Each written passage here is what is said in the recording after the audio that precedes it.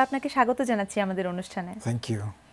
Sir আমাদের আজকের আলোচনার বিষয় যেহেতু নাকের সাধারণ সমস্যা, তো স্যার যেহেতু শীতের সময়টা চলছে, আমি স্যার শুরুতেই জানতে চাইবো যে এই শীতকালীন সময়ে নাকের কি কি ধরনের সাধারণ সমস্যা আমরা দেখে থাকি? শীতকালে যেহেতু ওয়েদারটা সাডেনলি গরমকাল থেকে শীতকালে চলে আসে, টেম্পারেচারটা কমে যায়, বৃষ্টিটা বন্ধ হয়ে যায়। বৃষ্টিটা যখনই বন্ধ হয়ে যায় তখন অ্যাটমসফিয়ার পলিউশনটা বেড়ে যায়, মানে পরিবেশ দূষণটা বেড়ে যায়।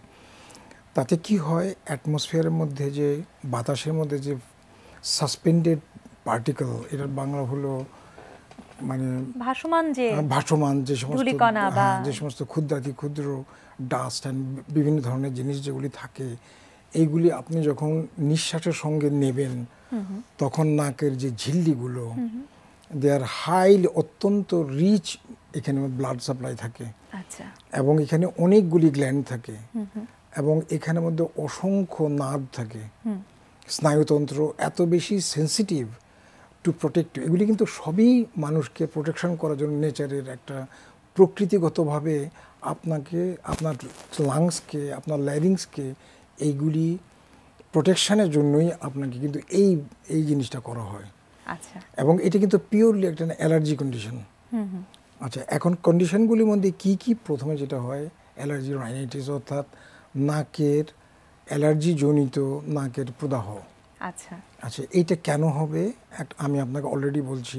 একটা হতেছে স্মোক যদি থাকে, আপনি স্মোকার, আর প্লাস আবহাওয়ার জন্য যে স্মগ থাকে, স্মগ হলো ধোঁয়াশা, না ধোঁয়াশা, ইয়েস, এই ধোঁয়াশার জন্য, আবহাওয়ার টেম্পারেচারটা কমে যাওয়ার জন্য, এবং আপনার বাড়িতে যদি পেট থাকে, অর্থাৎ আপনার বাড়িতে যদি কুকুর বিড়াল আপনি পালেন, নট দ্যাট যে আপনি প্রত্যেকটা জিনিসের মধ্যে যে আপনার অ্যালার্জি হবে তা না, কিন্তু কোনো একটা বিশেষ অ্যান্টিজেনের জন্য হবে। এখন ওই পেটগুলির মধ্যে থেকে আপনার ডেনড্রাফস মানে একটা ওই ডেনড্রাফ মানে অর্থাৎ ওদের চামড়া এবং যে লোমগুলি থাকে তার অত্যন্ত ক্ষুদ্র অংশ, ওটার প্রোটিন কিন্তু। আচ্ছা, এইটা যখন আপনার নাকে চলে আসবে তখনই আপনার ওই একই একটা সেট মানে একটা মোশন স্টার্ট হয়, একটা সাইকেল, একটা কেমিক্যাল সাইকেল স্টার্ট হয়ে যায়। আচ্ছা, এখন এই কেমিক্যাল জিনিসটা কি? আচ্ছা, আরও কি কি কন্ডিশন আছে আমি আরেকটু বলি। বাসায় যে হাউস ডাস্ট, মানে আপনার বাড়িতে আপনি ঝাড়ু দিচ্ছেন বা বিছানা পরিষ্কার করছেন, তখন যে ডাস্টটা উঠে, এইটাও আপনার জন্য হতে পারে। বিশেষ গন্ধের জন্য হতে পারে, বিশেষ খাবারের জন্য হতে পারে, বিশেষ ওষুধের জন্য আপনার হতে পারে, এনি কন্ডিশনের জন্য হতে পারে। এবং আপনি নিশ্চয়ই জানেন যে সাধারণত ব্রঙ্কিয়াল অ্যাজমা, যেটা অ্যাজমাটা, এটাও কিন্তু একটা অ্যালার্জি জনিত রোগ। এবং সাধারণত অ্যাজমাটা সবসময় অ্যাক্টিভ থাকে না, কিন্তু যখনই এই ধরনের একটা অ্যালার্জি কন্ডিশন নাকে চলে আসে তখন সেটাও বেড়ে যায়। হ্যাঁ, বেড়ে যায়। এখন কি হয়টা কি? একটা অ্যালার্জেন যখন নাকের ঝিল্লিতে গিয়ে বসে তখন শরীরটা আপনাকে ওই জিনিসটা শরীরের ভিতরে ঢুকতে দিবে না। না দেওয়ার জন্য কি করতে হবে? লিউকেট্রিন নামে একটা কেমিক্যাল সে রিলিজ করে দেয়, নিঃসরণ করে। এটা কি করে? এটা বিভিন্ন টিস্যুতে বিভিন্ন ধরনের মানে রিয়াকশন স্টার্ট করে। কি কি সেটা? ধরেন এখানকার যে গ্ল্যান্ডসগুলি আছে সে প্রচুর পরিমাণে মিউকাস এবং জলীয় মানে পানি জাতীয় জিনিস সে নিঃসরণ করতে থাকে, নাক থেকে পানি পড়া, তখন সো দ্যাট আপনার ওই যে ঢুকলো সেজন্য সলিউশনের মধ্যে পড়ে বাইরে আপনার পড়ে যাবে এবং আপনার শরীরের মধ্যে সে ঢুকতে পারছে না। যখন স্কিনে যাবে তখন আপনার মধ্যে অসম্ভব ইচিং, অত্যন্ত চুলকানি হচ্ছে। চোখের মধ্যে যখন যাবে তখন আপনি দেখবেন চোখ থেকে পানি পড়তেছে, আপনার চুলকানি হচ্ছে, চোখের মধ্যে লাল হয়ে যাচ্ছে। সো ইচ টিস্যুতে লিউকেট্রিন এক এক ধরনের প্রতিরোধ ব্যবস্থার মতো কাজ করছে। জি। আচ্ছা, আর কি করে? ফসল যখন কাটা হয়, সাধারণত এই ধরনের সিজনে ফসলটা কাটা হয়, তাহলে ওই যে পোলেন গ্রেইনগুলি যেগুলো আছে, এই জিনিসগুলি বাতাসের সঙ্গে ফিরে এসে আপনার নিঃশ্বাসের সঙ্গে যখনই যায়, আপনি যদি অ্যালার্জি কন্ডিশন হয় ওইটার জন্য, অর্থাৎ মানেটা কি? আপনার নেচার মানুষকে এমনভাবে তৈরি করে যে সে কিছু কিছু জিনিস অ্যাকসেপ্ট করতে পারে না। আচ্ছা, যখন সে অ্যাকসেপ্ট করতে পারে না, অর্থাৎ নট দ্যাট যে প্রত্যেকটা জিনিসই আপনার অ্যাকসেপ্ট করতে পারে, যে কোনো একটা, হয় পোলেন থেকে হচ্ছে বা ড্যান্ড্রাফ থেকে হচ্ছে, যে কোনো ডাস্টের থেকে হচ্ছে বা কোনো একটা জিনিস হচ্ছে, তখনই আপনার ওই অ্যালার্জিটা স্টার্ট করবে। আচ্ছা স্যার, একটু আমি জানতে চাইবো যে আপনি যে বলেছেন যে অ্যালার্জিক রাইনাইটিসের কথা, স্যার একজন রোগী কিভাবে বুঝতে পারবে বা কি উপসর্গ সে বোধ করবে যে তখন সে বুঝতে পারবে যে আমার এই ধরনের একটা সমস্যা হয়েছে বা আমার এখন চিকিৎসকের কাছে যাওয়া উচিত? উপসর্গটা একটু যদি বলতেন। প্রথমত সে মনে করবে যে আমার তার কোনো জ্বর থাকবে না, কিন্তু আচ্ছা অ্যালার্জি কন্ডিশনে কোনো জ্বর থাকে না। So it is not an infective condition, এটা কোনো ইনফেক্টিভ কন্ডিশন না যে জ্বর হবে। জি। কি হবে, তার নাকটা বন্ধ হয়ে আসবে, কিছুক্ষণ পর নাক দিয়ে পানি পড়তে থাকবে, তার চোখটার মধ্যে তার ইচিং হতে থাকবে, চোখ দিয়ে পানি পড়তে থাকবে, এবং তার কন্টিনিউয়াস স্নিজিং হতে, তার হাঁচি হতে থাকবে। আচ্ছা, হাঁচি হতে থাকবে। আর যদি তার পুরনো যদি তার অ্যাজমা থাকে, সেটা রিকিন্ডেলড হবে, আবার আচ্ছা বেড়ে যাবে সেটা। এবং এর পরের স্টেজটাই কিন্তু ইনফেকশন। আচ্ছা, যখনই আপনার এই স্টেজটা আপনি যাবেন এবং আপনি যদি ট্রিটমেন্ট যদি না করেন, তখনই ব্যাকটেরিয়া এবং ভাইরাস যেগুলি নাকি চারিদিকে ঘুরছে, কিন্তু ওই ব্যাকটেরিয়া এবং ভাইরাসটা আপনাকে অ্যাটাক করার জন্য প্রয়োজনীয় পরিবেশ পাচ্ছিল না, ওই পরিবেশটা পাচ্ছিল না, ওই এটা এখন পেয়ে যাবে। এক্স্যাক্টলি। তো ওই পরিবেশটা যখনই তৈরি হয়ে গেল, ঠিক তখনই সেই ইট উইল স্টার্ট, আপনাকে তখন অ্যাটাক করবে এবং ইনফেকশনের তখনই আপনার জ্বর আসবে।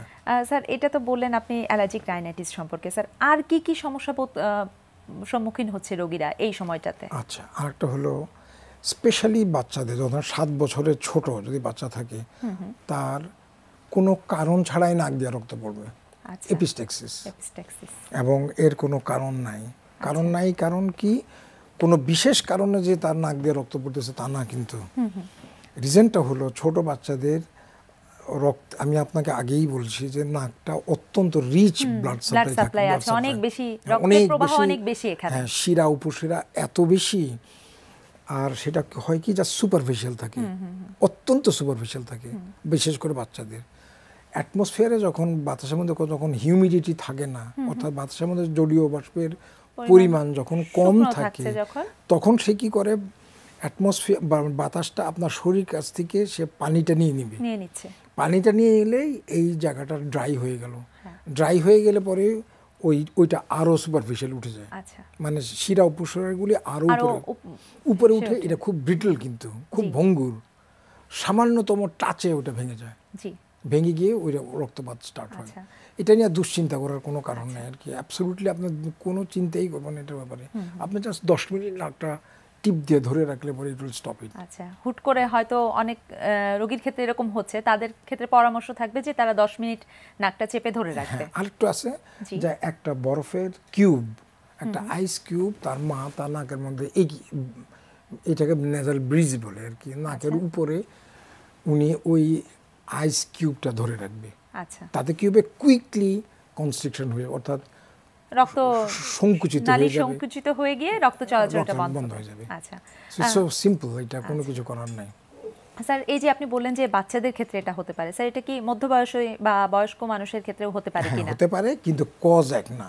আচ্ছা, এর কারণটা সেক্ষেত্রে কারণটা বদলে যাচ্ছে। সেই কারণটা হলো সাধারণত আপনার যদি ডায়াবেটিস, কোনো যদি সিস্টেমিক ডিজিজ যদি থেকে থাকে, আনকন্ট্রোল ডায়াবেটিস, থাইরয়েড ফাংশন যদি বেশি থাকে, আর যদি যেটা হাইপারটেনশন যদি আপনার থাকে, হুইচ ইজ আনকন্ট্রোল, আপনি খুব একটা কেয়ার করছেন না, আপনার প্রেশার বেড়ে যাচ্ছে, আপনি মাথা ঘোরাচ্ছে, ব্যথা হচ্ছে, কিন্তু আপনি ডাক্তারের কাছে যাচ্ছেন না। স্যার এই সমস্ত ক্ষেত্রে রোগীর করণীয় কি, এই যে সাধারণ সমস্যাগুলোর ক্ষেত্রে? যদি ছোট বাচ্চাদের হয়, আমি আপনাকে অলরেডি বলছি, ইজ ভেরি সিম্পল, ডাক্তার কাছে যাওয়া দরকার। ওটা ছাড়া যে অ্যালার্জিক রাইনাইটিসের কথাটা একটু জানতে চাইবো, যে সেই ক্ষেত্রে রোগী কি করবে? আচ্ছা, সেইখানের মধ্যে আপনি কি করবেন, আপনার যে অঞ্চলে আপনি থাকবেন সেটা যদি খুব ডাস্টি হয়, যেমন আজকাল 1 তলা 2 তলা 3 তলা, ইভেন আমি 8 তলাতেও দেখছি যে অনেক ধুলাবালি ঘরের মধ্যে ঢোকে, আপনি বলবেন যতদূর সম্ভব জানালা দরজাটা বন্ধ রাখে।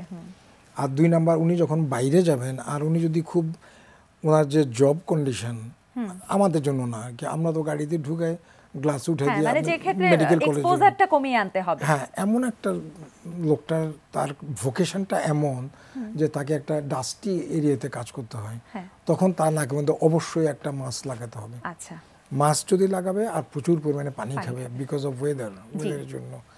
এইটা। আর আপনি যেটা ব্লিডিং এর কথা বললেন মিড লাইন, যেটা মধ্যবয়স্ক লোকের জন্য, জি। You must take it very seriously. আচ্ছা, কারণ ওটা শুধুমাত্র যে হাইপারটেনশনের জন্য হচ্ছে তা না, কিন্তু ব্লাড প্রেশার বৃদ্ধি ছাড়াও মধ্যবয়স্ক মানুষের যে জিনিসটা, নাক দিয়ে রক্ত পড়লে আপনি কতগুলি জিনিস কেয়ার করতে হবে, মানে ইউ মাস্ট টেক কেয়ার, মানে এক্সক্লুড করতে হবে। কারণগুলি কি, সেটা হলো একটা হলো নিউপ্লাস্টিক, মানে অর্থাৎ টিউমার জাতীয় রোগ, এবং সেই টিউমারটা কিসে থেকে হবে, রক্তের নালীতে। আচ্ছা, এবং রক্তের নালীর টিউমার ক্যান বি বেনাইনের বাংলা কি স্যার? ক্যান্সার মানে ঘটাচ্ছে ক্যান্সার না, নয় আর কি। নিরীহ হ্যাঁ। টিউমার যে কোনো। আচ্ছা, ওইটা বেনাইন অথবা ম্যালিগনেন্ট হতে পারে। বেনিগনেন্ট এবং বেনাইন যদি হয় তখনই আপনাকে ইউ মাস্ট টেক কেয়ার, আপনাকে হসপিটালে যাইতেই হবে, আচ্ছা। কারণ it needs a big surgery. জি। আর নাকের দুই পাশে মোট 8টা সাইনাস থাকে।